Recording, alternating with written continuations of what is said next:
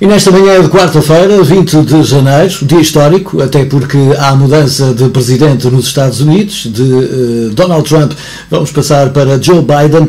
Para conversar connosco em direto, o jornalista Paulo Moreira, que está connosco, então, também de sua casa, aqui na Póvoa de Varzim. Paulo, este é mesmo um dia que acaba por ser histórico, que deveria ser um qualquer dia como qualquer outro de mudança de presidente nos Estados Unidos, mudança da presidência, mas não é bem assim. As coisas são ligeiramente diferentes com aquilo que se passa em todo o mundo e com aquilo que se passou nos últimos 4 anos na presidência de Donald Trump. Bom dia, Paulo. Olá, muito bom dia. É um dia diferente, mas os americanos estão a tentar fazer com que este dia seja igual a tantos outros, mas vai ficar para a história como um dia em que toma posse um novo presidente, sem aquele público todo em frente ao Capitólio, que, como vocês têm a imagem com certeza como eu tenho, preenchiam aquela extensão gigantesca, manifestando o seu prazer pela chegada do novo presidente. Desta vez não vai acontecer isso por razões que são conhecidas já, a questão da invasão do Capitólio por pseudo-adeptos de Donald Trump, que gerou toda aquela confusão que nós assistimos há alguns dias atrás, levou a que Washington, capital norte-americana, esteja hoje policiada por forças militares, pela polícia, homens dos serviços secretos, do FBI, está toda a gente mobilizada para que nada aconteça durante esta sessão de hoje. O mais incrível, Paulo, é que para esta tomada de posse há mais soldados em Washington do que propriamente no Iraque e no Afeganistão juntos. É essa a notícia que chegava nos últimos dias. É qualquer coisa de extraordinário aquilo que se passa, e tudo isto porque tivemos um presidente que foi instável a isso, um presidente não fiável, que instigou de certa forma a violência também. Podemos chegar a essa conclusão, Paulo? Sim, com certeza, e não é só pelo facto do presidente ter sido instável que acontece este cenário novo, digamos assim, na tomada de posse de um presidente norte-americano. É o facto também dos acontecimentos que tudo aquilo que aconteceu no Capitólio, que foi uma vergonha para os Estados Unidos, que querem passar para o mundo inteiro sempre uma ideia, uma imagem de pai ou mãe da democracia, e portanto onde as coisas funcionam, onde as pessoas têm direito a falar, mas depois também cumprem as leis. E aqui o que se verificou foi não só uma falha de segurança, como foi a instigação por parte do Donald Trump, ainda que com palavras indiretas, através das redes sociais, para este grupo de pessoas, que não era um grupo pequeno, eram milhares de pessoas que se juntaram junto ao Capitólio. Portanto, tudo isto gerou uma constante vergonha para os Estados Unidos. Há dias assistia a um debate com especialistas norte-americanos, jornalistas e especialistas nesta área da segurança, e era isso mesmo que diziam lá.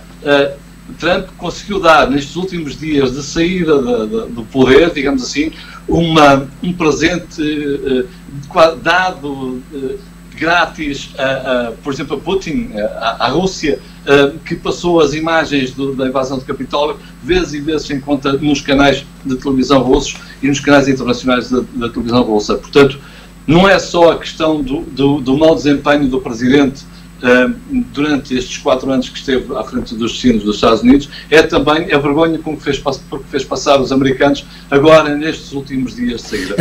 Só aqui um número que recolhi hoje, uma sondagem que foi feita sobre o desempenho do presidente Donald Trump ao longo do seu mandato. Apenas 34% dos americanos dizem que Trump teve um bom desempenho durante este seu mandato. Portanto, todo o restante país considera que Trump esteve muitos furos abaixo de qualquer outro presidente, e convenhamos que houve na história americana presidentes que não foram assim nada por aí além, não é? Portanto, mas este é capaz de ter batido todos os recordes da ineficiência e da mediocridade. Paulo, aquilo que realmente a invasão do Capitólio passou foi a imagem de um país de terceiro mundo, assim, estilo América Latina ou África. É impensável aquilo que realmente se passou. Isto vai trazer muitas feridas A sombra de Donald Trump vai continuar, as feridas vão ser fáceis de sarar, este unir da América, digamos assim, que será a principal tarefa de Joe Biden para os próximos anos? Nós vamos esperar que o fenómeno da democracia, que é as maiorias e as minorias, que a maioria norte-americana, agora a nova maioria norte-americana, possa condicionar, digamos assim, possa amenizar esta minoria, que agora é uma minoria, que ainda vai seguir Donald Trump nos próximos tempos, vai recordar Trump, vai mencionar Trump à primeira oportunidade. É uma minoria ruidosa, é uma minoria que está ligada, se estiveres bem presente as imagens do Capitólio, aquelas pessoas que lá estavam, são pessoas ligadas, por exemplo, ao uso das armas, são grupos de milícias que existem. A América é muito diferente no seu todo, não é? O interior da América não tem nada a ver com a imagem que nós temos de Nova Iorque ou de Washington. O interior da América tem um tipo de pessoas com um determinado comportamento que é distinto das grandes cidades. E, portanto, há essa massa de americanos ainda que com certeza vai continuar, vê em Trump alguém que lhes deu voz e, portanto, vai continuar a apoiar Trump, sendo que esperemos que a grande maioria dos norte-americanos consiga, digamos assim, abafar isso, no bom sentido do termo, ultrapassar, digamos assim, essa... que as coisas possam correr. Biden está a surgir agora já com algum discurso, aliás, durante toda a campanha que fez, com um discurso mais, entre aspas, mais progressista em termos da relação interna com os norte-americanos. O Joe Biden está a apresentar questões de preocupações, por exemplo, com esta pandemia do Covid que Trump não apresentava. Anteontem, numa apresentação que fez pública, Joe Biden dizia que estava a assinar uns decretos, já preparados para assinar uns decretos para fazer passar com apoios para a população ter acesso aos médicos, à medicina. Sabemos que como a saúde norte-americana é completamente diferente da nossa aqui, e, portanto, é muito assente nas seguradoras, e quem não tiver seguros, não puder pegar seguros, não tem direito quase a acompanhamento de saúde. Ele quer ultrapassar essa situação e alargar essa possibilidade da saúde para todos. Enfim, seguindo um bocadinho a linha de Barack Obama, lembrem-se que Joe Biden, foi vice-presidente de Barack Obama. Exatamente. Não é? Exatamente. Um bocadinho essa linha, mas falou também no pagamento de rendas às pessoas, subsídios para rendas às pessoas mais pobres, para que possam ultrapassar esta fase da pandemia, onde se perderam muitos empregos. Ele dizia mesmo que há americanos que têm dificuldade em colocar comida na mesa e, portanto, compete ao governo apoiar essas pessoas. Mas faz isso dizendo também que, em termos da economia, que ele procurou ouvir um elevado número de economistas do país conceituados, e que todos eles dizem que este também é um momento para a América investir em termos da economia, investir na criação do emprego, investir no desenvolvimento das empresas, porque o que sairá desta pandemia em termos económicos é uma queda do produto interno bruto grande, quer seja em Portugal, nos Estados Unidos, em qualquer outra parte, por causa destas questões do confinamento, da impossibilidade de relações com as pessoas. E se não houver esse investimento na economia, já imediato, como ele dizia, neste exato momento, quando se quiser fazer esse investimento daqui a uns meses, se calhar vai custar muito mais. E, portanto, ele está a preparar um caminho que não tem nada a ver com o discurso de Trump até os dias de hoje, não é?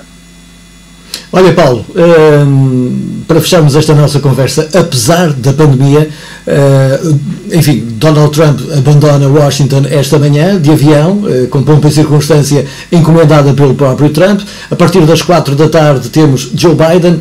Há motivos, apesar da pandemia, para o mundo sorrir olhando o futuro?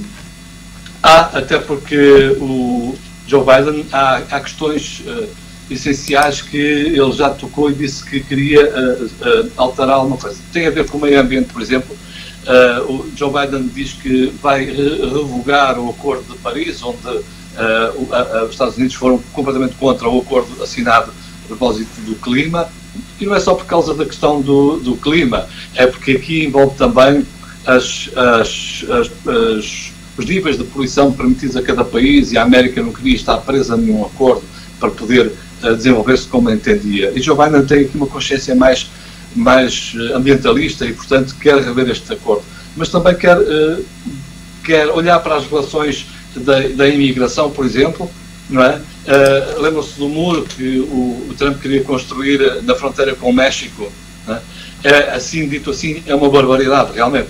Mas é verdade que os Estados Unidos há muito que tentam controlar os fluxos migratórios muito intensos do México para os Estados Unidos. Joe Biden vai, com certeza, continuar a tentar controlar esses fluxos, mas de uma forma moderada. Até para os imigrantes portugueses que estão nos Estados Unidos há digamos que uma nova luz, não é? No futuro, devido ao medo que eventualmente até teriam devido a estas questões migratórias, estas políticas da migração que tinha Donald Trump. Sim, porque existiriam perseguições em termos dos imigrantes não legalizados no país.